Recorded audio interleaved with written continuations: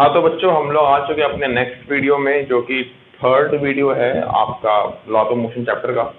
तो आज का जो टॉपिक है वो बेटा न्यूटन थर्ड लॉ। तो न्यूटन थर्ड लॉ स्टार्ट करेंगे। न्यूटन थर्ड लॉ क्या है, देखो पहली बात, एवरी एक्शन है इक्वल एंड ऑपोजिट रिएक्शन, ये आप सबको पता है, बेसिक बात पता है, लेकिन इसको इलाबोरेट में डिस्कस करेंगे, काफी ज्यादा डिस्कस करेंगे। होता क्या है देखो, जब मैं मान लो दीवार को धक्का देता हूँ, मान लो मैं ऐसे गिरा दीवार पे, तो असलियत में मैंने क्या किया, दीवार को उस तरफ धक्का दिया, दीवार ने मुझे क्या किया, इस तरफ धक्का दिया।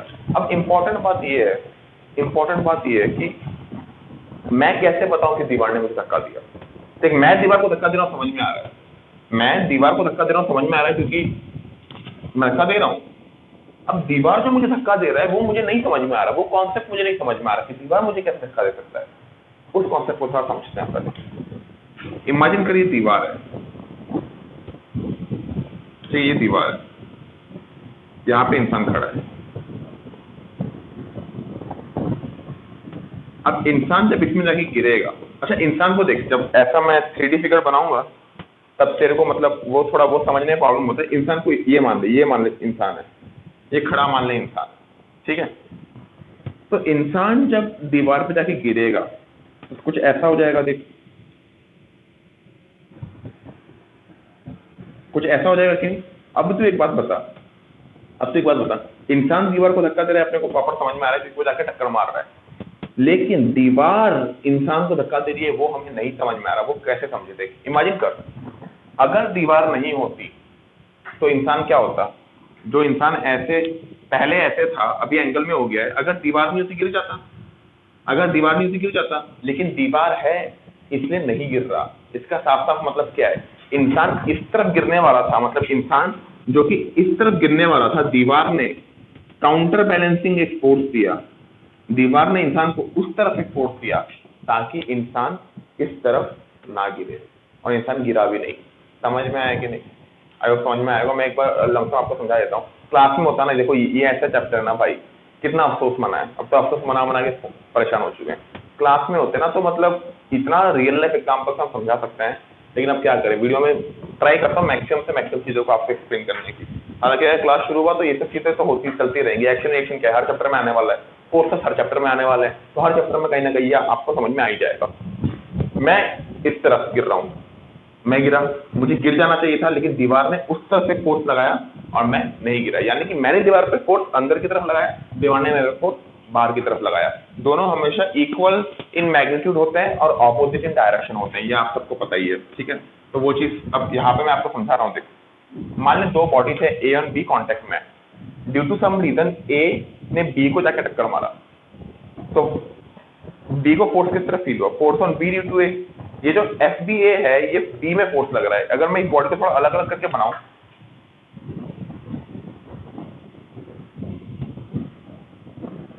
सिस्टम असलियत में ये है, अगर मैं सिर्फ फोर्स दिखाने के लिए बना रहा हूं, तो फोर्स बी में किस तरफ लग रहा है, इस तरफ, force on B due to A. ये क्या है, force on A due to B, this is body A, this is body B.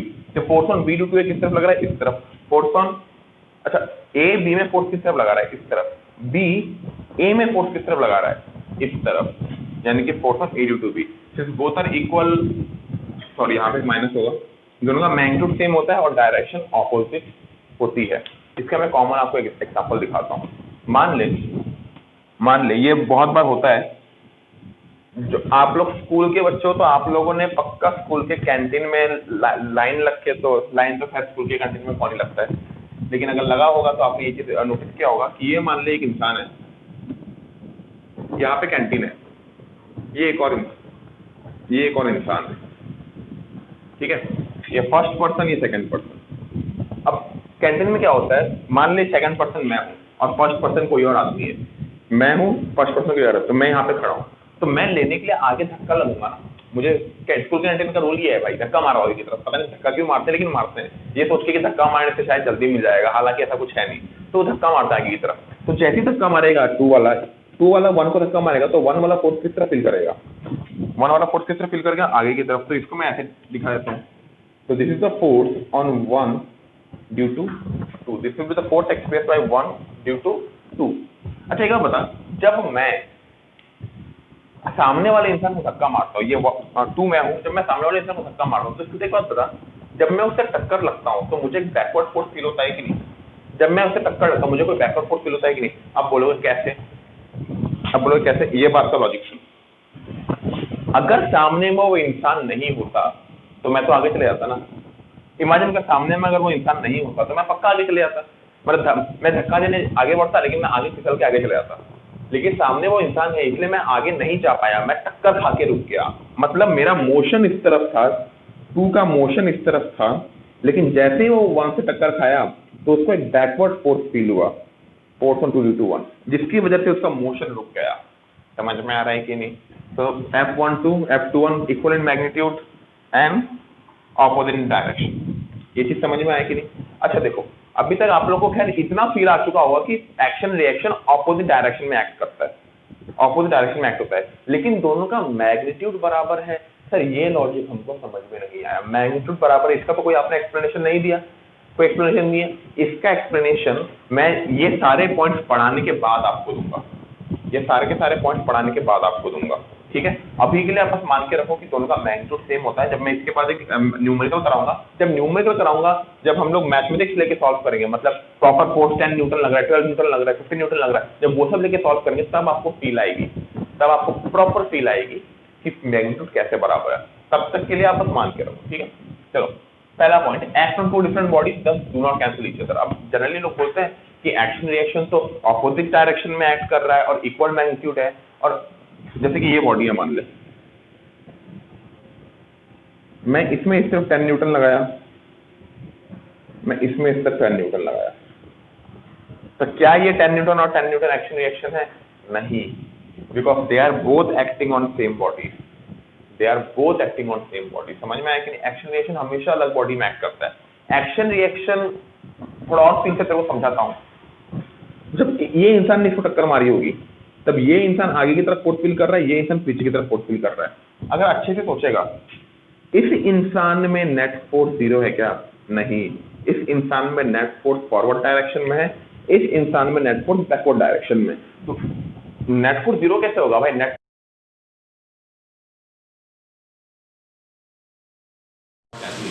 Similar case for this also, B में फोर्स आगे की तरफ लग रहा है, ए में फोर्स पीछे की तरफ लग रहा है, hence they will not cancel each other, that is the basic law.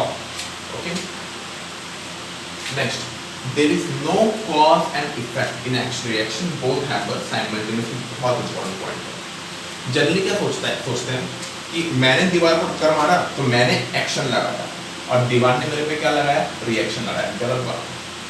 तुम दीवार जो तुम पे फोर्स लगा रहा है उसको भी एक्शन कह सकते हो, और तुम जो दीवार पे लगा रहे हो उसको भी रिएक्शन कह सकते हो। एक्शन रिएक्शन बस एक नाम दिया गया है। Both happen simultaneously. ऐसा नहीं है कि पहले मैंने एक्शन लगाया, दीवार ने सोचा हाँ मेरे पे किसने एक्शन लगाया, मुझे तो रिएक्शन लगाना पड़ेगा, फिर दीवार ने लगाया। ऐसा नहीं होता, एकदम इंस्टेंटेनियसली होता है। एक माइक्रो सेकंड का भी फर्क नहीं होता, दोनों साथ में एक्ट करते हैं। तो मैंने दीवार पे एक्शन लगाया, दीवार ने मेरे पे रिएक्शन लगाया, ये भी करेक्ट है। या दीवार ने मेरे पे एक्शन लगाया, मैंने दीवार पे रिएक्शन लगाया, वो भी करेक्ट है। इस कहने के ऊपर है वो। सिमिलरली जनरली लोग क्या सोचेंगे, सिर्फ तू ने आगे बढ़कर धक्का दिया तो तू ने इस पे एक्शन लगाया, इसने इस पे रिएक्शन लगाया। करेक्ट है। कोई इंसान अगर ये बोलता है कि नहीं भाई वन ने तू में एक्शन लगाया और तू ने वन पे रिएक्शन लगाया, वो भी करेक्ट है। समझ में आ रहा है? इंपॉर्टेंट बात। चलो, आई होप समझ में आ गया होगा। Next, nature of action reaction should be same. बहुत इंपॉर्टेंट पॉइंट है, बहुत इंपॉर्टेंट पॉइंट है। चलो ये बात समझो कि एक्शन रिएक्शन फोर्सेस का जो नेचर होता है वो सेम होता है।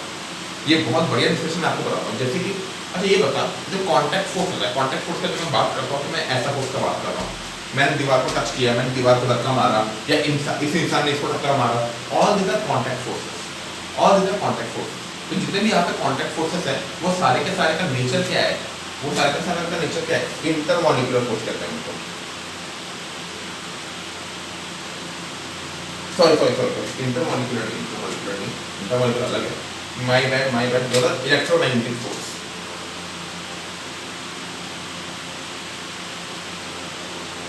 जो है इलेक्ट्रोमैग्नेटिक फोर्स, ठीक है।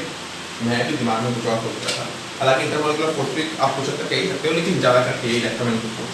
जितने भी कॉन्टैक्ट फोर्स हैं वो इलेक्ट्रोमैग्नेटिक फोर्स है। कुछ बच्चे परेशान क्या सर, इलेक्ट्रोमैग्नेटिक फोर्स तो इलेक्ट्रिक फोर्स या मैग्नेटिक फोर्स उनको कहते हैं।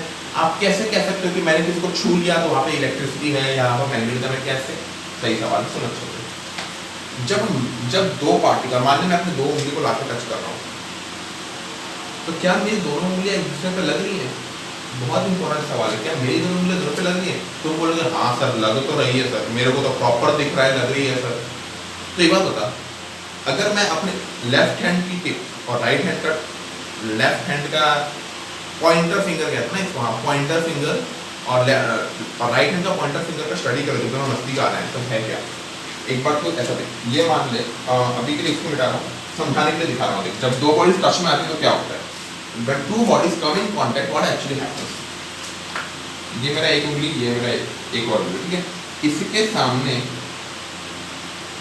असलियत में उंगलियां होती क्या है? What are fingers? They are made up of atoms. तो मैं उंगली को रिमूव करके बहुत सारे एटम्स बना सकता हूँ कि all these are what? Atoms. All these are atoms.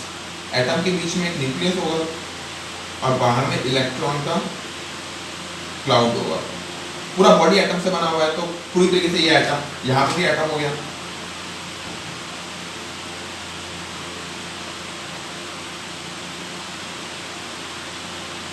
यहाँ पे भी एटम हो गया।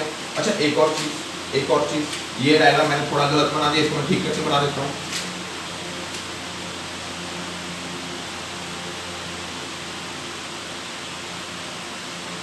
अब तुम बोलोगे सर क्या सेम ही तो बना रहे हो सर, कुछ तो नया बनाओ, ऐसा नहीं, सुनो अच्छे से देखेगा, ये दो मेरी उंगलियां, ठीक है, ये दो उंगलियां मेरी ऐसी आ रही है, तो अच्छे से देखेगा, असलियत में ना देख, तुम लोग को पता है कि किसी भी एटम का कोई फिक्स्ड बाउंड्री नहीं है। मैं तुमको एटम का बेसिक आइडिया थोड़ा देता हूँ। ये मान लिया एटम है, बीच में न्यूक्लियस है, आपको पता होगा एटमिक थ्योरी आपने थोड़ा बहुत काफ़ी पढ़ा हुआ है। ये एटम और न्यूक्लियस है, न्यूक्लियस में प्रोटॉन और न्यूट्रॉन होते हैं, पॉजिटिव चार्ज और न्यूट्रल चार्ज, बाहर में इलेक्ट्रॉन का क्लाउड होता है। हालांकि आपको पता है कि there is no rigid boundary to it, there is no rigid boundary. तो ये दूसरा एटम है ना, तो दूसरे दो एटम के बीच में जो डिस्टेंस होता है वो क्या होता है असलियत में? असलियत में दो एटम जो होते हैं, कोई भी दो एटम होते हैं, ये पता नहीं आपको दिख रहा है कि नहीं, मैं यहाँ पे बना देता हूँ। कोई भी जो दो एटम होते हैं, कोई भी जो दो एटम होते हैं, आप उनको एकदम से नहीं चिपका सकते। आप दोनों एटम को चिपका नहीं सकते। मैं बोलता हूँ क्यों नहीं चिपका सकते? क्योंकि जब दोनों एक फिक्स डिस्टेंस में नजदीक आएंगे, मान लो उनके बीच में गैप अभी थोड़ा सा है, उनके बीच में थोड़ा सा गैप है, तब क्या करता है, ये वाला पॉजिटिव चार्ज न्यूक्लियस इसको धक्का देता है और ये वाला पॉजिटिव चार्ज इसको इलेक्ट्रिक फोर्स से धक्का देता है। तो दोनों में क्या फोर्स लग रहा है? Electric force. दोनों में क्या लग रहा है? Electric force. तो हम लोग क्या करते हैं, हम जब भी दो एटम्स को नजदीक लाने की कोशिश करते हैं, वो दोनों का न्यूक्लियस एक दूसरे को बहुत जोर से धक्का देता है, बहुत जोर से धक्का देता है। तो वो एक डिस्टेंस के बाद और नजदीक आ नहीं सकते, वो एक डिस्टेंस के बाद और नजदीक आ नहीं सकते। लेकिन अब इसका मैं प्रॉपर इसका जो यही चीज यहाँ पे थोड़ा लार्ज स्केल में हो रहा है। हमारे हाथ में बहुत सारे एटम्स है, इसके हाथ में बहुत सारे एटम्स है। हम जब दोनों को टच कराने की कोशिश करेंगे तो इसके सारे पॉजिटिव एटम्स इसको रिपेल करेंगे, इसके सारे पॉजिटिव इसके सारे जो न्यूक्लियस हैं इसको रिपेल करेंगे, इसके जो न्यूक्लियस हैं वो इसको रिपेल करेंगे। दोनों एक दूसरे को रिपेल करेगा तो दोनों ऐसे करके फोर्स फील करेंगे कि नहीं? ये जो फोर्स फील कर रहा है, ये वाला हाथ इस तरफ और ये वाला फिंगर इस तरफ और ये वाला फिंगर इस तरफ, जो फोर्स फील हो रहा है उसी फोर्स हम महसूस करते हैं और हमें लगता है कि बॉडी टच में आ चुकी है।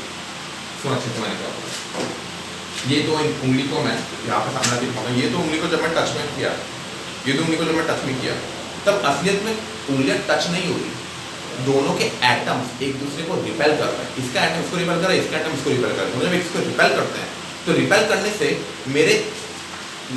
से ये वाला उंगली पीछे की तरफ फोर्स फील करेगा, ये वाला उंगली पीछे की तरफ फोर्स फील करेगा, यानी कि दोनों ऑपोजिटली फोर्स फील कर रहे हैं। तो जब दोनों ऑपोजिटली फोर्स फील करते हैं तो हमारा दिमाग सोचता है कि टच हुआ है, हालांकि टच जैसा कुछ हो ही नहीं सकता। समझ में आया कि नहीं? समझ में आया कि नहीं? लेकिन जब हम टच की बात करते हैं, तो असलियत में क्या हो रहा है, एटम्स के बीच में इलेक्ट्रिक फोर्स जनरेट हो रहा है। Hence, any kind of contact force is called electromagnetic force. I hope अभी समझ में आया होगा। ठीक है, अब तुम लोग देखो धीरे धीरे इलेक्ट्रोमैग्नेटिक फोर्स, याद है मैंने तुम लोग को जब उसमें पढ़ाया था, फिजिकल वर्ल्ड चैप्टर में पढ़ाया था, तब बोला था कि ये सब चीज़ों का जो डिस्कशन है ये आगे चैप्टर में हम लोग करेंगे। इलेक्ट्रोमैग्नेटिक फोर्स हो गया, ग्रेविटेशनल फोर्स हो गया, वीक न्यूक्लियर फोर्स हो गया, स्ट्रॉन्ग न्यूक्लियर फोर्स हो गया, ये सारे के सारे आपके सिलेबस में है, लेकिन अलग अलग चैप्टर में है। तो अभी जैसे इलेक्ट्रोमैग्नेटिक फोर्स का जस्ट इंट्रोडक्शन मिला है। क्लास 12 का जो पहला किताब 2 बुक होता है, क्लास 11 में भी फिजिक्स का 2 बुक है, क्लास 12 में भी फिजिक्स का 2 बुक है। क्लास 12 में जो फिजिक्स का पहला बुक है, 12 का फिजिक्स का पहला बुक, उसमें पूरा का पूरा बुक इलेक्ट्रोमैग्नेटिक फोर्स के ऊपर है, पूरा का पूरा बुक इलेक्ट्रोमैग्नेटिक फोर्स के ऊपर है। क्लास 12 का जो सेकंड बुक है, उस क्लास 12 का सेकंड का 50% पार्ट न्यूक्लियर फोर्स के ऊपर बेस्ड है। समझ में आया कि नहीं? ठीक है, तो ये सब चीजें आपको और मिलती जाएंगी और मिलती जाएंगी। तो मैं बोल रहा हूँ फिजिकल वर्ल्ड पढ़ाते टाइम वो चैप्टर असलियत में कभी स्टार्टिंग में देना ही नहीं चाहिए। मेरे हिसाब से वो चैप्टर देना चाहिए एकदम एंड में, क्योंकि जब बच्चे को फिजिक्स का पूरा नॉलेज हो चुका है तब आप उसको बताओगे हाँ भाई ऐसे ऐसे फोर्सेस होते हैं, तब बच्चा रिलेट कर पाएगा कि हाँ भाई वीक न्यूक्लियर फोर्स क्या है, स्ट्रॉन्ग न्यूक्लियर फोर्स क्या है। जब इंसान प्रॉपरली पढ़ पाएगा कि हाँ भाई इलेक्ट्रॉन ऐसा होता है, प्रोटॉन ऐसा होता है, न्यूक्लियस ऐसा होता है, ये मशीन है वो मशीन, तब वो समझ पाएगा कि किस साइंटिस्ट ने किस मशीन का आविष्कार किया, क्यों आविष्कार किया, उसे तब समझ पाएगा। लेकिन ठीक है भाई, सीबीएसई को हमसे ज़्यादा ही पता है और ऑब्वियसली रेस्पेक्ट कर वो, तो जो भी है ठीक है, मेरा निर्णय मैटर। ठीक है, चलो आई होप आपको समझ में आया होगा।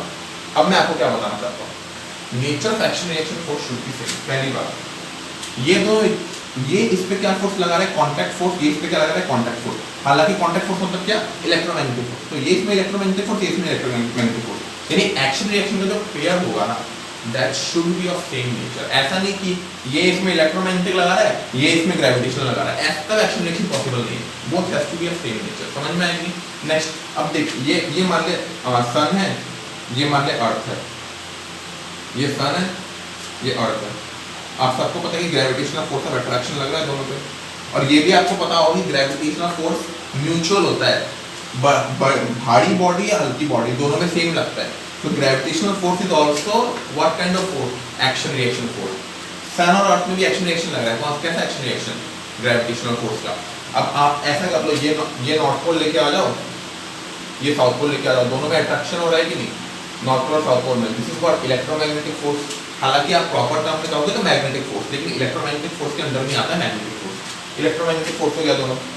सिमिलरली नॉर्थ में रिपल्शन होता है ना, that is also your action reaction force but of same nature, both are magnetic force. इसी तरीके का आप बहुत सारे एग्जांपल दे सकते हो, बहुत सारे एग्जांपल दे सकते हो। ठीक है, आप अगर ऐसा पॉइंट चार्ज मानो, ये पॉजिटिव चार्ज, ये पॉजिटिव चार्ज, दोनों एक दूसरे को रिपेल कर रहा है, कैसा फोर्स है, इलेक्ट्रिक फोर्स, कैसा फोर्स है, इलेक्ट्रिक फोर्स। तो that is again action reaction. लेकिन ऐसा आप बोलोगे, अब मैं तेरे को एक एग्जांपल देता हूँ, ठीक है, जनरली बच्चे क्या कंफ्यूज होते हैं, ये पॉजिटिव है, ये नेगेटिव है, ठीक है, तो पॉजिटिव नेगेटिव फोर्स, पॉजिटिव वाला नेगेटिव की तरफ आकर्षित हो रहा है, इसलिए इलेक्ट्रिक फोर्स के लिए दोनों एक्शन रिएक्शन है। पॉजिटिव नेगेटिव की तरफ आकर्षित हो रहा है ग्रेविटेशनल फोर्स के लिए भी। तो क्या बता, पॉजिटिव का भी मास है, नेगेटिव का भी मास है, तो दोनों ग्रेविटेशनल फोर्स के लिए भी आकर्षित होंगे। लेकिन अच्छे से सोचेगा, कोई बच्चा बोल देगा कि सर ये वाला इलेक्ट्रिक फोर्स और ये वाला ग्रेविटेशनल फोर्स एक्शन रिएक्शन है, गलत बात है। This electrostatic force and this electrostatic force is action reaction, this gravitational and this gravitational is action reaction. समझ में आया कि नहीं? समझ में आया बेटा? डाउट है कुछ भी? डाउट है? ठीक है, चलो। एक्शन रिएक्शन मतलब लिटरली हर जगह मिलेगा आपको। आप या मतलब क्या हर जगह मिलेगा, हर जगह। आप फ्रिक्शन, आप जब चल रहे हो तो जमीन पे आप फोर्स लगा रहे हो, जमीन आप पे फोर्स लगा रही है, तो तुम पढ़ चुके हो, बचकानी चीज़ें क्लास 8 में पढ़ चुका होता है वॉकिंग ऑफ मैन, और फिर कुछ घोड़ा गाड़ी का भी होता है, हॉर्स कार्ट, वो सब पढ़ चुके हो। ठीक है, वो सब क्या बचकानी चीज़ें समझाऊँ आपको, तो ये सब चीज़ें आप लोगों को पता है। चलो, nature of action reaction force should be same. Next है कैन बी बोथ कॉन्टैक्ट और नॉन कॉन्टैक्ट। ये इंपॉर्टेंट बात है। जरूरी नहीं है कि हमेशा एक्शन रिएक्शन, जनरली लोग सोचते हैं कि एक्शन रिएक्शन होगा तो दोनों टच कर रहे हैं एक दूसरे को, ऐसा नहीं है। ग्रेविटेशनल फोर्स देख ले भाई, इलेक्ट्रोमैग्नेटिक फोर्स देख ले, कोई टच हो रहा है क्या दोनों में? कोई टच नहीं हो रहा। हालांकि टच होके भी अगर मैंने दीवार को मारा तो उसको टच कहते हैं, है ना। अब आप ये मत बोलना सर एटॉमिक लेवल में तो टच नहीं हो रहा है, वैसे तो एटॉमिक लेवल में कुछ भी टच नहीं हो रहा, लेकिन कॉन्टैक्ट फोर्स इनको कहा जाता है। जो मैं ये जो हो रहा है that's called touch, it can be called contact force, it is called contact force. तो कॉन्टैक्ट फोर्स भी एक्शन रिएक्शन प्रोड्यूस करता है, नॉन कॉन्टैक्ट भी एक्शन रिएक्शन प्रोड्यूस करता है। कॉन्टैक्ट में आपका इंटरमोली का सॉरी इलेक्ट्रोमैग्नेटिक फोर्स हो गया, जो हम कॉन्टैक्ट में अगर आपको देना है तो कॉन्टैक्ट में आपको मैं एग्जांपल दे देता हूँ, friction force. Friction is a contact में कॉन्टैक्ट फोर्स में जो एक्शन रिएक्शन प्रोड्यूस करता है, नॉन कॉन्टैक्ट दे दे भाई electric force, magnetic force, gravitational force जो डालना डाल दो, ठीक है। चलो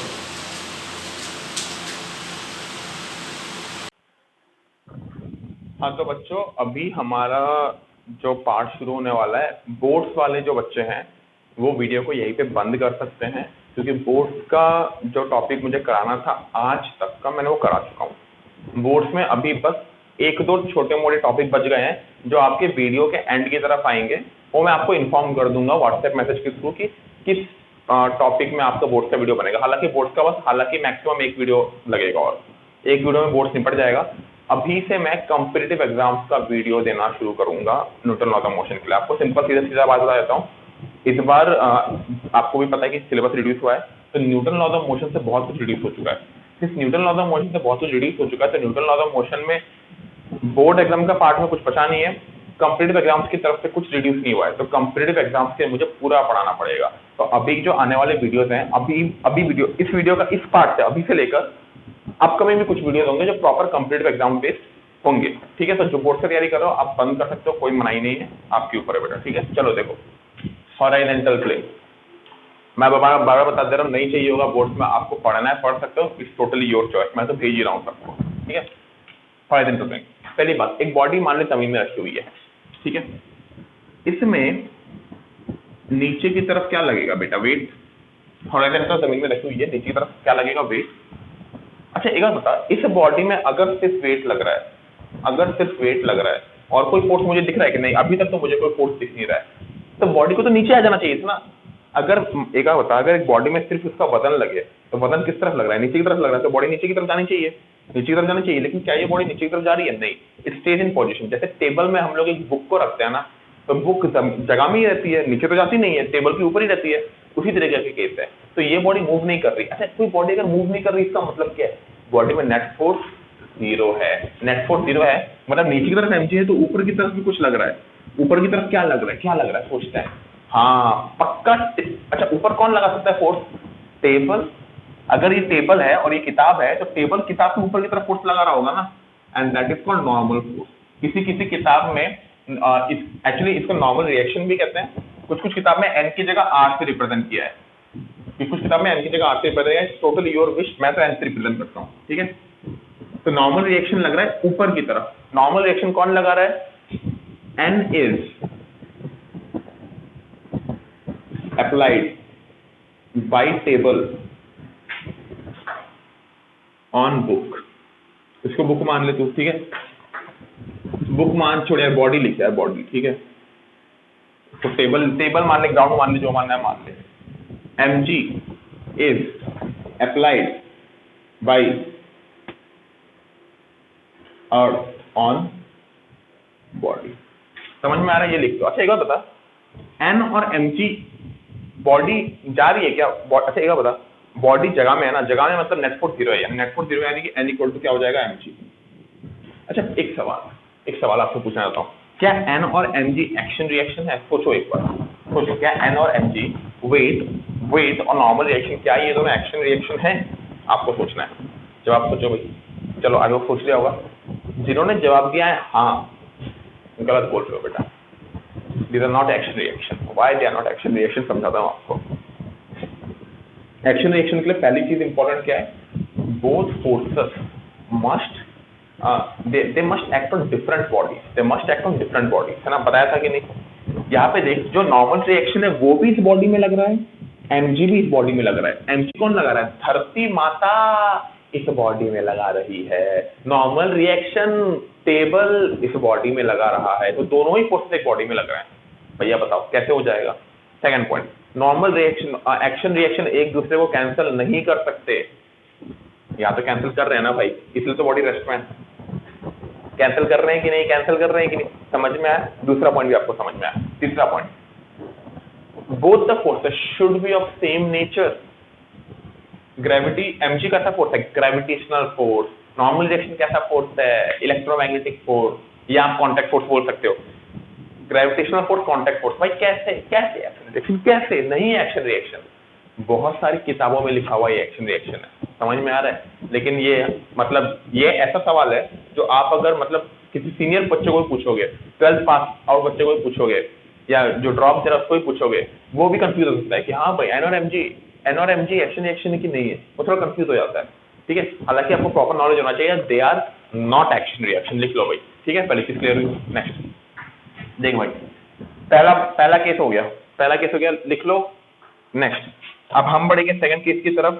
सेकंड केस में मैं कैसे पढ़ रहा हूँ, मैं तो 2 लिख के पढ़ रहा हूँ, आपको नया डायग्राम बनाना है, ठीक है। अब मान ले, सुन अच्छे से,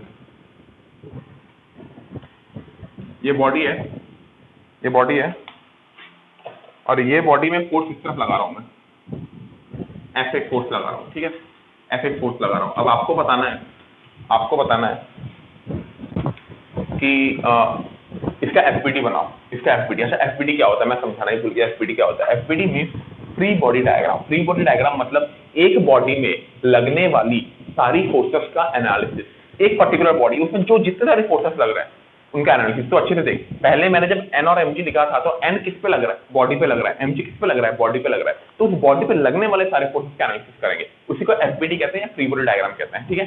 तो ये आपका बॉडी बन गया, फोर्स आगे की तरफ लगा, ठीक है। एक बार बता, नीचे की तरफ क्या लगेगा, एमजी। हमारा पहला काम है कि आप डायग्राम बनाओ, डायग्राम बना के उस बॉडी में लगने वाले सारे फोर्सेस को लिख डालो, सारे फोर्सेस को लिख डालो। एमजी नीचे ऊपर की तरफ लगेगा, टेबल नॉर्मल रिएक्शन ऊपर की तरफ लगाएगा, आपका काम खत्म है, ये एफ फोर्स लगा है। अब मेरे को एक बात बता, अब आपका नेक्स्ट काम है, ऑब्वियस सी बात है, एक मान ले टेबल है, टेबल के ऊपर एक बॉडी रखी हुई है रेक्टा क्यूबॉइड शेप की। अब उस बॉडी में हॉरिजॉन्टल फोर्स लगा दूं तो बॉडी किस तरफ जाती है भाई, उसी तरफ जाती है ना, बॉडी उसी तरफ जाती है ना। तो पहली बात, बॉडी ऊपर नीचे मोशन करती है क्या, नहीं। ऐसा है क्या तुम खींचोगे इस तरफ बॉडी उछलना शुरू कर देगी, ऐसा नहीं होता। तो बॉडी अगर वाई एक्सिस में कोई मोशन नहीं करती, यानी कि वाई एक्सिस में मोशन नहीं हो रहा, वाई एक्सिस में नेट फोर्स 0, यानी कि एन इक्वल टू क्या हो जाएगा, फिर से एमजी।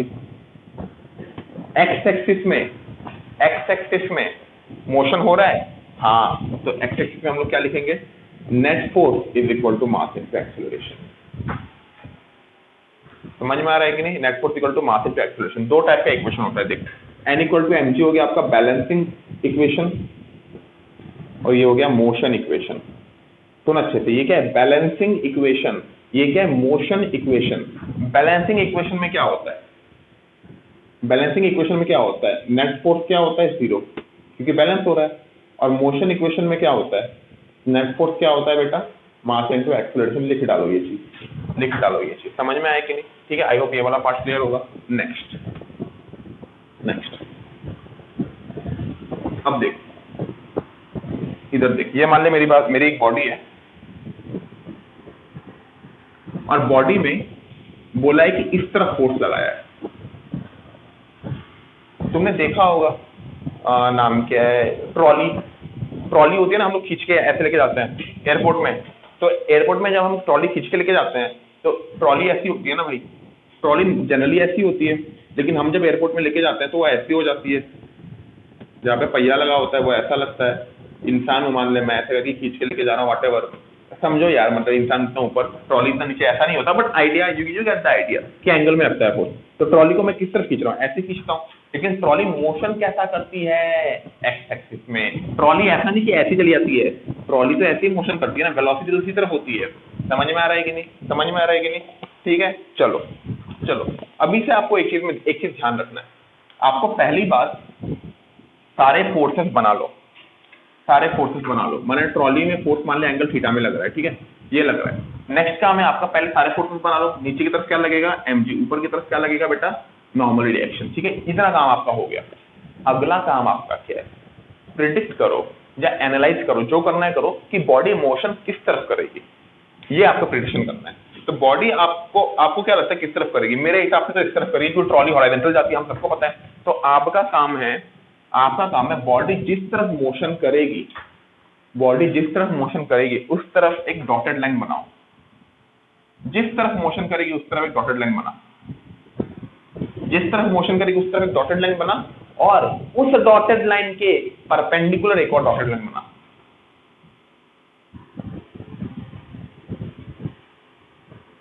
लिख लो, अपने कॉपी में लिख लो, ड्रॉ डॉटेड लाइन अच्छा फर्स्ट लिखो, फर्स्ट पॉइंट क्या लिखोगे, ड्रॉ ऑल द फोर्सेस, आप लिखो स्टेप फॉर एफबीडी, टॉपिक डालो step for FBD, step for FBD, पहला point,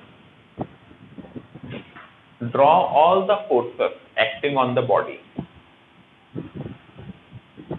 second point, draw dotted line in the direction of motion of the body। Second point का continuation होगा, and another dotted line perpendicular to the first dotted line. ये ऐसा लिख दे तो समझ में आ गया, ये दोनों पॉइंट आपका हो गया। नेक्स्ट क्या है, थर्ड पॉइंट लिखो, break down all the forces, break down all the forces into their components, into their components in those two dotted lines, in those two dotted lines। ठीक है, लिख लिया आपने, इधर देखो। चलो अब क्या करना है अपने को, फोर्स का दो कंपोनेंट तोड़ना है। फोर्स यहाँ पे क्या आएगा बेटा, F cos थीटा, और ऊपर की तरफ क्या आएगा बेटा आपका, ऊपर की तरफ क्या आएगा बेटा, F sin थीटा। समझ में आया? अच्छा ये बता, जब मैंने इस फोर्स के दोनों कंपोनेंट में तोड़ दिया, तो फोर्स को मैंने दोनों कंपोनेंट में तोड़ दिया ना, तो इस फोर्स को बनाने का कोई जरूरत है क्या अभी? कोई जरूरत नहीं है, इस फोर्स को बनाने का कोई भी जरूरत नहीं है। समझ में आ रहा है? तो मेरे पास फाइनली क्या बचा, ये सिस्टम बचा, ये सिस्टम बचा। अपने को पता है कि बॉडी हॉरिजॉन्टल में मोशन कर रही है। पहली बात बैलेंसिंग इक्वेशन, बैलेंसिंग इक्वेशन का मतलब क्या है, नेट फोर्स जीरो, यानी कि net upward force must be equal to net downward force, यानी कि N plus F sin theta is equal to क्या होता है, mg।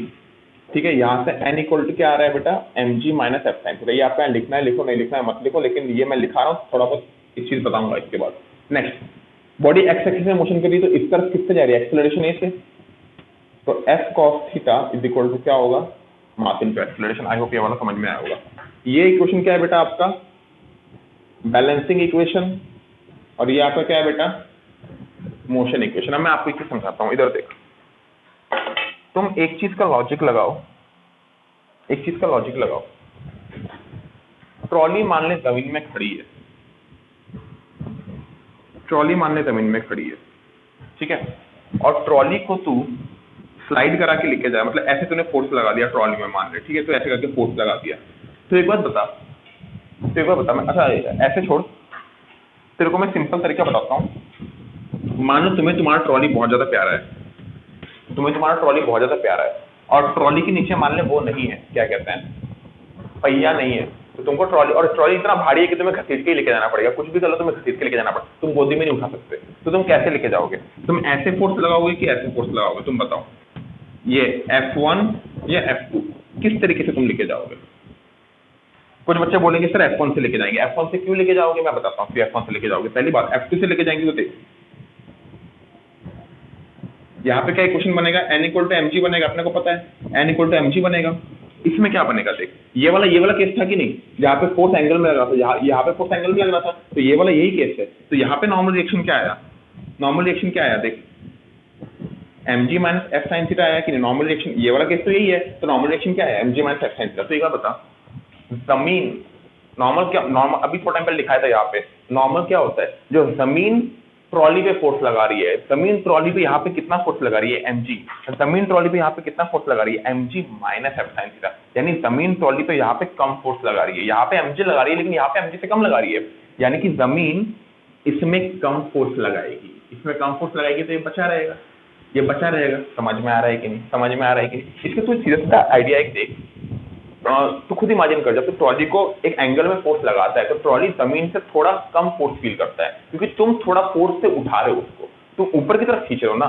whenever you apply a force at some angle, a component of your force is trying to pull the body up, is trying to pull the body up, hence body का जमीन से थोड़ा बहुत जो आपका कॉन्टेक्ट फोर्स है वो कम हो जाता है। समझ में आया बेटा? ठीक है, इसीलिए तुम लोग देखा होगा, जब किसी भी भारी चीज को खींचते हैं तो हम लोग एंगल में खींचते हैं, जैसे बिस्तर खींचना होता है ना, बिस्तर को पकड़ के खींचना होता है, तो हम अपने हाथ को ऐसे रखते हैं और बिस्तर को खींचते हैं, तो क्या होता है, हम फोर्स ऐसे लगा रहे हैं, तो बिस्तर जमीन के साथ कम कॉन्टेक्ट में, इसलिए बिस्तर कभी कभी थोड़ा बहुत हल्का भी फील होता है जब हम ऐसे खींचते हैं। समझ में आया कि नहीं बेटा? जमीन के साथ कम कम फोर्स लगता है उसमें। लिख डालो ये सारी चीजें।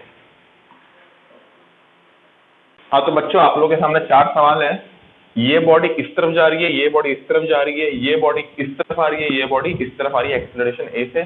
सबका आपको इक्वेशन लिखाना है, दोनों बैलेंसिंग इक्वेशन और मोशन इक्वेशन। वीडियो पॉज करके ट्राई करो। चलो आई होप आपने सॉल्व कर लिया होगा। स्टार्ट करता हूं मैं। देखो भाई, पहला, भगवान की दुआ से mg नीचे लगता है और टेबल की दुआ से नॉर्मल रिएक्शन ऊपर लगता है। फोर्स का यहाँ पे क्या कंपोनेंट आएगा, f cos थीटा। यहाँ पे क्या कंपोनेंट आएगा बेटा, f sin थीटा। एक बार फोर्स को कंपोनेंट में तोड़ दिया तो इस फोर्स को ड्रॉ करने का कोई मतलब नहीं है, ठीक है। और आपकी मर्जी, आप ड्रॉ करके रख सकते हो, लेकिन बेटा वो फिर से नहीं कि हाँ सर एक और फोर्स रह गया, वो रह ही नहीं गया, तो तोड़ दिया ऑलरेडी, ठीक है।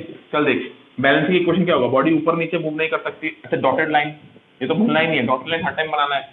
डॉटेड लाइन मोशन की तरफ और मोशन के परपेंडिकुलर, ठीक है। मैं नहीं बना रहा हूँ क्योंकि बेटा मैं ये सब कर करके पक चुका हूँ, आपको करना है, ठीक है। और इस चीज़ की हैबिट रखो क्योंकि आगे ये काम आएगी, ठीक है।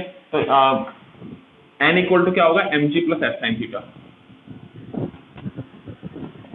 ये हो गया आपका बैलेंसिंग इक्वेशन। मोशन इक्वेशन क्या होगा बेटा, f cos theta equal to mass into acceleration, ठीक है। इसका देखते हैं, नीचे क्या लग रहा है बेटा mg, ऊपर क्या लग रहा है n। Again n equal to क्या हो गया बेटा mg। दूसरा ज्यादा बड़ा फोर्स कौन सा है, ये, इसलिए इस तरफ जा रहा है, तो f1 minus f2 equal to क्या होगा ma। आई होप समझ में आ गया होगा। नेक्स्ट इसकी बात करते हैं बेटा, ठीक है। इसको दो कंपोनेंट में तोड़ ले भाई, f1 cos थीटा, यहाँ पे क्या होगा f1 sin थीटा, ऊपर क्या लग रहा है नॉर्मल रिएक्शन, नीचे क्या होगा mg, ठीक है। तो इसका इक्वेशन क्या बनेगा बेटा, पहले बता। इसका इक्वेशन मैं यहाँ पे लिख रहा हूँ, n plus f1 sin theta is equal to mg। और बॉडी मूव किस तरफ जा रही है, बॉडी किस तरफ आ रही है ना, तो f2 minus f1 cos theta is equal to ma, ठीक है। इसका इक्वेशन लिखते हैं भाई। इसका ये दो कंपोनेंट क्या होगा, f2 cos थीटा 2, नीचे की तरफ क्या होगा f2 cos थीटा 1। यहाँ पे क्या होगा f1 cos थीटा 1, f1, मैं बावला हो गया हूँ एकदम, f2 sin theta 2, f1 cos theta 1, f1 sin theta 1। ऊपर की तरफ क्या लग रहा है बेटा नॉर्मल, नीचे की तरफ क्या लग रहा है बेटा mg, ठीक है। तो इस फोर्स को मिटा दे क्योंकि इसका जरूरत नहीं है, हम इसको कंपोनेंट में तोड़ चुके हैं। आपकी मर्जी बेटा, मिटाना है मिटाना, मिटाना है मत मिटाओ। मैं तो मिटा रहा हूँ क्योंकि मेरे पास बेनिफिट है मिटाने का, मैं बोर्ड में कर रहा हूँ, ठीक है।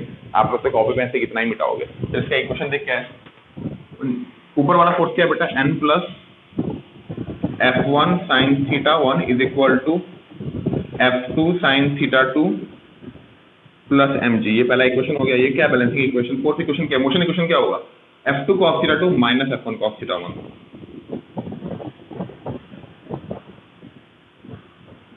Equal to mass into acceleration. ये हो गया खत्म। नोट डाउन इसको आप लोग कर लो, मैं फोकस एक बार चेक कर लेता हूँ।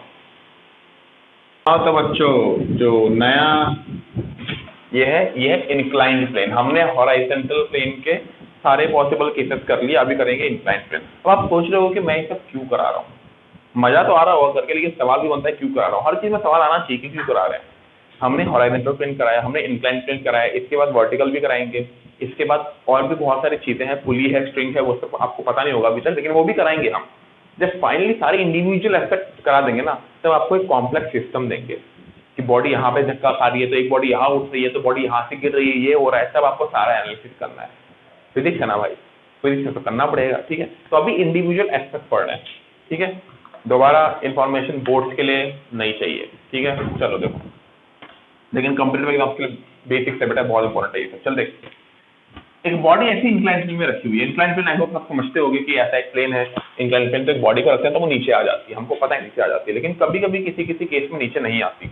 किस किस केस में नीचे नहीं आती मैं आपको दिखाता हूँ एक केस यहीं पे। जैसे कि मान लो ये मेरे पास एक किताब है, ये मेरे पास एक किताब है, ये हॉरिजॉन्टल प्लेन में मैंने रखा। अब देखो मैंने थोड़ा एंगल बनाया है, लेकिन नहीं आ रही है नीचे, एंगल बनाया है नहीं आ रही नीचे, और एक पर्टिकुलर एंगल में आना शुरू होती है ना। एक अभी नहीं, मतलब देख अच्छे से देखेगा तो नहीं आ रही है, देख अभी भी एंगल है, हॉरिजॉन्टल के साथ एंगल बनाया है लेकिन नहीं आ रही, फिर थोड़ा एंगल में आती है। That happens because of friction. और हम लोग अभी तक फ्रिक्शन नहीं पढ़े हैं। फ्रिक्शन पढ़ेंगे हम, कह सकते हो आपका लॉज ऑफ मोशन का नेक्स्ट पार्ट फ्रिक्शन है, लेकिन मैं फ्रिक्शन को टोटली अलग चैप्टर करके पढ़ाऊंगा आपको, टोटली अलग चैप्टर करके पढ़ाऊंगा, ठीक है। एक्चुअली लॉज ऑफ मोशन में क्या होता है बेटा, दो हिस्से होते हैं, जैसे आपका वो हो गया, क्या कहते हैं, पहला हिस्सा हो गया आपका बिना फ्रिक्शन वाला, दूसरा सेकंड हिस्सा हो गया फ्रिक्शन वाला।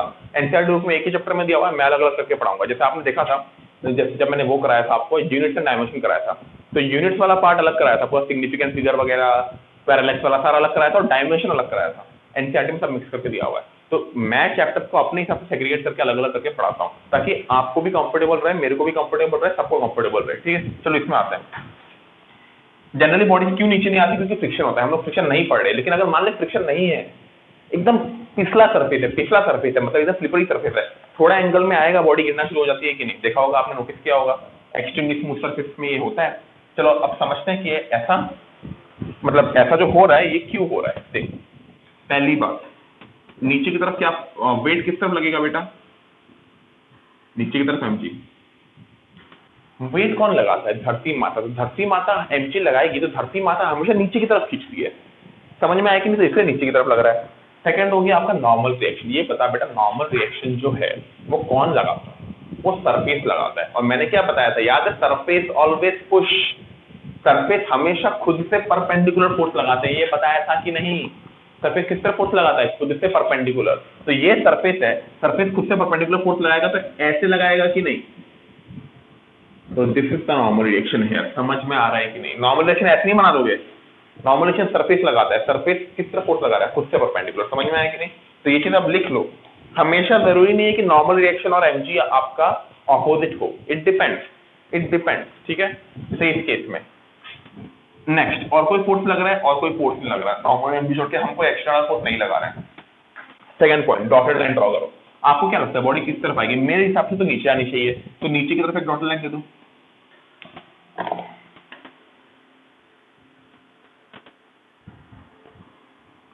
और इसके परपेंडिकुलर एक और डॉटेड लाइन दे दो, परपेंडिकुलर डॉटेड लाइन तो ये आएगी ना भाई,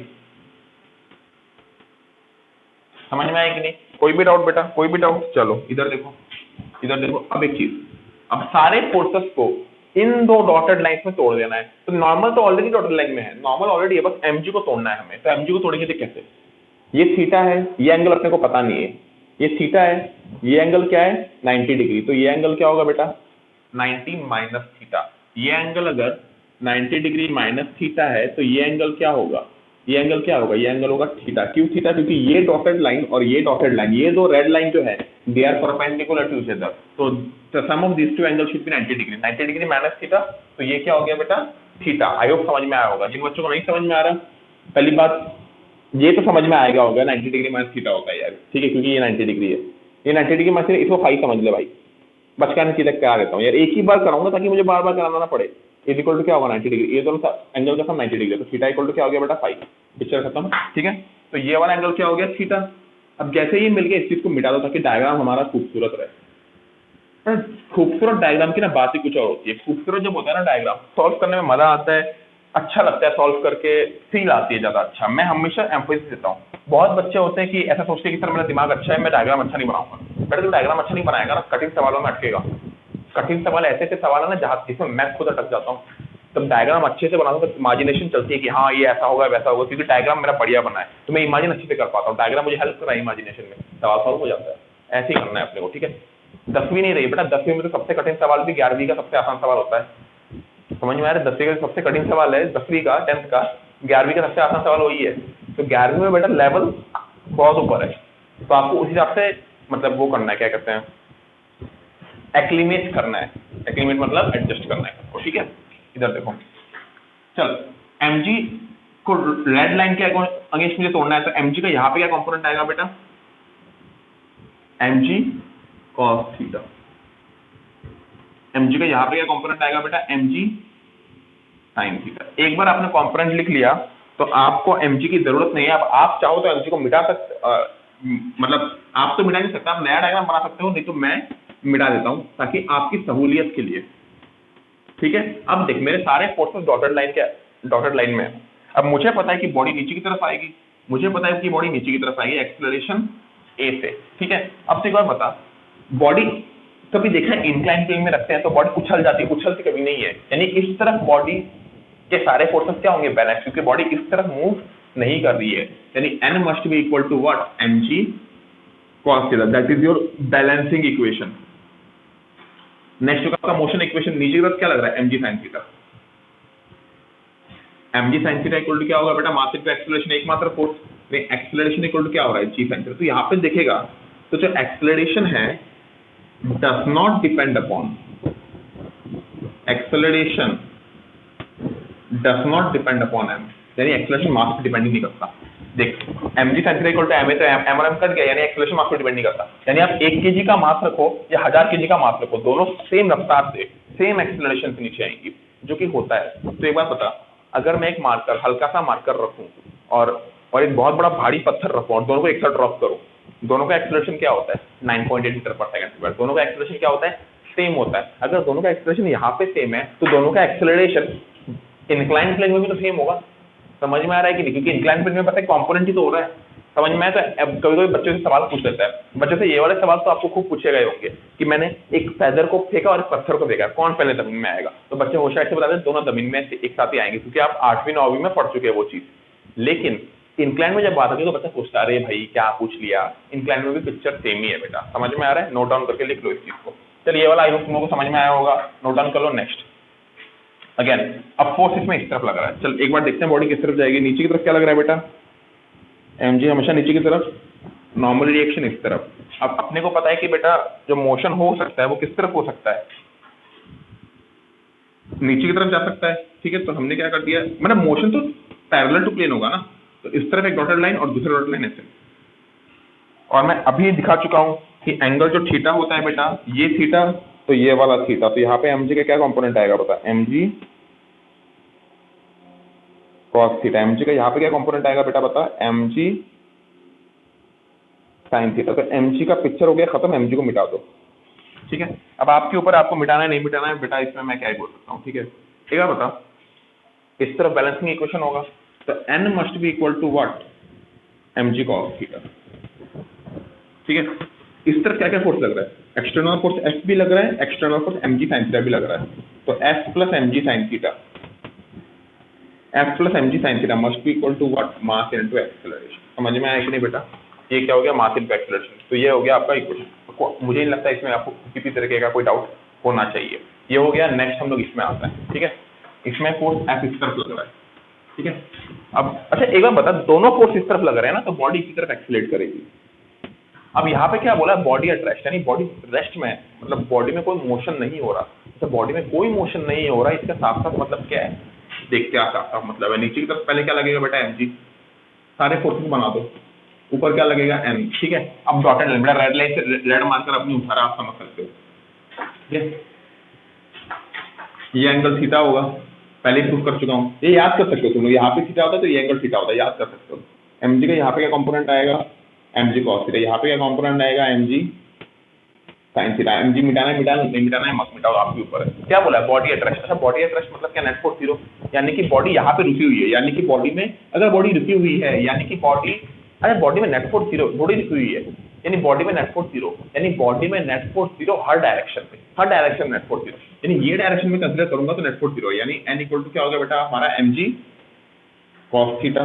और दूसरा इक्वेशन क्या बन गया, इस तरफ भी नेट फोर्स 0 होगा, यानी f इक्वल टू क्या होगा बेटा, mg sin थीटा। यानी दोनों तरफ बैलेंसिंग इक्वेशन। अपने को अकल लगानी है, हर बार ऐसा नहीं सोचना है, हर बार ऐसा नहीं सोचना है कि बॉडी मूव करेगी। अच्छा मान ले बोल दिया कि बॉडी इस तरफ मूव कर रही है, एक्सेलरेशन ऐसे, इस तरफ अगर एक्सेलरेशन ऐसे मूव करेगी तो इक्वेशन क्या बनेगा, सोचो, खुद सोचो क्या होगा।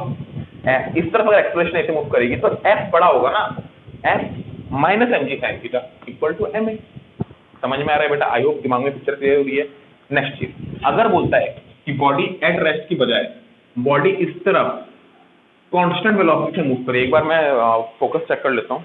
बॉडी मान ले कांस्टेंट वेलोसिटी से मूव कर रही है, किस तरफ मूव कर रही है, नीचे की तरफ। अच्छा क्या बता, बॉडी अगर नीचे की तरफ कांस्टेंट वेलोसिटी से मूव करे तो इक्वेशन क्या बनेगा, कुछ बच्चे ऐसा हिसाब लगाएंगे, सर सिर्फ नीचे की तरफ मूव कर रही है तो mg sin theta minus f equal to mg हो जाएगा। अरे नहीं भाई, ये फोर्स है, ये मोमेंटम है, कैसे बराबर कर दोगे, कैसे बराबर कर दोगे?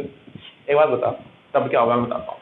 बॉडी का वेलोसिटी कांस्टेंट, अच्छा वेलोसिटी कांस्टेंट यानी एक्सेलरेशन जीरो, एक्सेलरेशन जीरो यानी net force zero, net force zero यानी कि F equal to mg sin theta. समझ में आ रहा है कि समझ में आ रहा है कि नहीं? कोई बॉडी यूनिफॉर्म मोशन कब करती है? जब नेट फोर्स जीरो होता है, यानी कि F equal to mg sin theta यहाँ भी एप्लीकेबल होगा। तो अक्ल लगानी है, ठीक है, अक्ल लगानी है। देख भाई फिजिक्स में मजा तो है, क्यों मजा है मैं बताता हूँ, क्योंकि कुछ बेसिक प्रिंसिपल्स होते हैं, कुछ ही बेसिक प्रिंसिपल है और उन्हीं के ऊपर हम लोग सब कुछ कर रहे हैं, उन्हीं के ऊपर सब कुछ कर रहे हैं, उन्हीं के ऊपर प्रॉपर स्टडी हो रही है। और तुम्हारा दिमाग, ये ब्रेन इज द लिमिट, ये बात दिमाग में रखो, फिजिक्स में your brain is the limit and your hard work. आप कितना ब्रेन लगा सकते हो, आप कितना हार्डवर्क कर सकते हो, वो आपकी बाउंड्री है। फिजिक्स कभी खत्म नहीं होने वाली।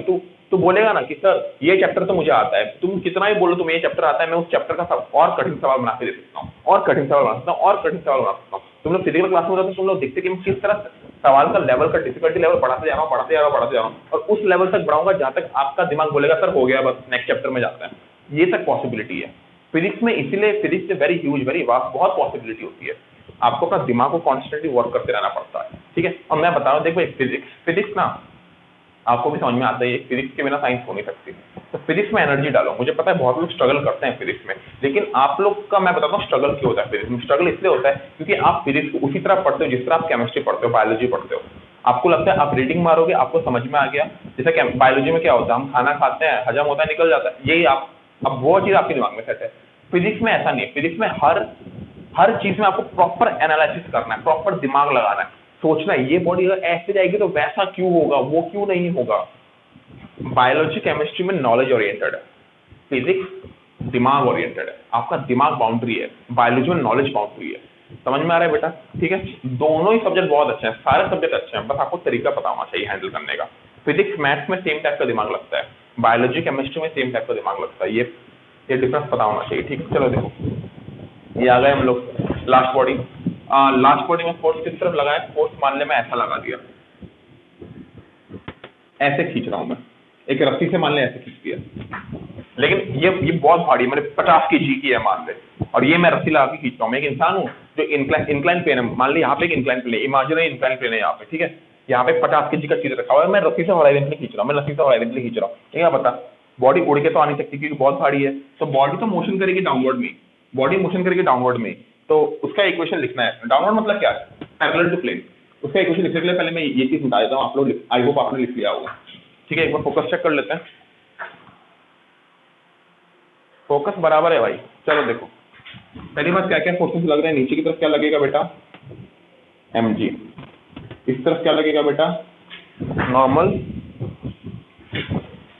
रिएक्शन, ठीक है। नेक्स्ट अपने को क्या बनाना है बेटा, सारे फोर्सेस बना दिए, डॉटेड लाइन देना है। अब सारे फोर्सेस को डॉटेड लाइन के अलोंग हमको तोड़ना है, ठीक है। तो इधर देख, ये अगर एंगल थीटा है तो ये एंगल क्या होगा, थीटा, बात खत्म, ये एंगल थीटा। अच्छा ये थीटा, तो ये थीटा कैसे, और ये कुछ जेड ऑल्टरनेट इंटीरियर एंगल था शायद, मेरे को याद नहीं, यार पता होगा तुम लोग को, ये लाइन और ये लाइन पैरेलल है ना, तो ये ट्रांसवर्स की तरह एक्ट करता है, या जो भी है समझ सकते हो तुम लोग खुद से। थीटा तो ये थीटा, चल एफ को यहाँ पे तोड़ेंगे तो एफ का यहाँ पे क्या आ जाएगा, एफ कॉस थीटा, एफ का यहाँ पे क्या आ जाएगा, एफ थीटा। एफ को तोड़ दिया, मिटा दे भाई, आप मत मिटाओ, मिटाओ नहीं मिटाओ आपके ऊपर है, ठीक है। मैं मिटा रहा हूँ ताकि फील आए आपको। mg का यहाँ पे क्या आ रहा है, mg cos थीटा, mg का यहाँ पे क्या आएगा, mg sin थीटा। हो गया भाई, हो गया भाई। अच्छा बॉडी किस तरह मूव कर रही है, अच्छा बॉडी तो डाउनवर्ड ही मूव करेगी क्योंकि सारे फोर्सेस, नेट फोर्सेस देखिए इसी तरफ लग रहे हैं, ठीक है। ये चल अब इक्वेशन अपन लोग लिखते हैं, इक्वेशन लिखेंगे तो कैसा लिखेंगे, पहली बात इस तरफ बॉडी मूव नहीं कर सकती, तो n plus F sine theta is equal to mg cos theta. Next ये दोनों फोर्सेस इस तरफ लग रहा है, यानी इन दोनों फोर्सेस का रिजल्टेंट क्या होगा, me, बॉडी इस तरफ एक्सीलरेट करेगी ए से, तो इक्वेशन हो गया बेटा mg sin theta plus f cos theta is equal to ma। समझ में आएगी नहीं बेटा, कोई भी डाउट, ठीक है। अब मैं आपको एक आध सवाल दे रहा हूँ, ये आपको खुद से ट्राई करना है, ठीक है, ये आपको खुद से ट्राई करना है। अब मैं मतलब यार मैं एक्चुअली देखो मैंने बहुत सारे करा दिए, मैं इतना कराता भी नहीं, फिजिकल क्लास चलता तो मैं एक दो कराता और बाकी सब आपसे करवाता, क्योंकि तब आपका दिमाग खुलता, पॉसिबल नहीं है यहाँ पे क्या दिमाग खुलूंगा, मिल ही नहीं पा रहा हूँ, चेहरे ही नहीं देखे मैंने आप लोगों के, बताओ है ये बॉडी है।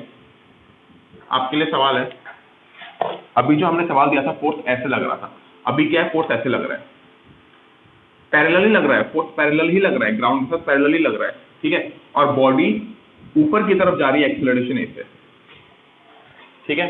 इक्वेशन लिखना है आपको, ये एंगल थीटा है, लिख लिया आपने, नोट डाउन कर लो। अगला सवाल,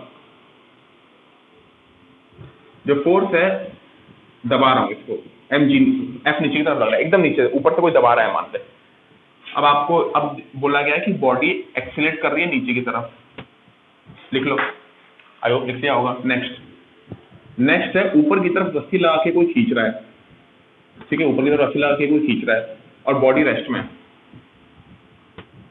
बॉडी रेस्ट में, ठीक है। तो आपको बताना है बेटा, ये बढ़िया सवाल है, सोचना है आपको, ठीक है। तो सोचो इसको। तो ये सवाल मैंने करा दिए, यहाँ पे आज का वीडियो रखते हैं। अगला वीडियो में और इंटरेस्टिंग चीज़ आएगा और मैं बता रहा हूँ, थोड़ा रेगुलर हो जाओ बेटा आप लोग, वीडियो काफी देर में देख लो, ट्राई करो जल्दी खत्म करने का, ठीक है बेटा।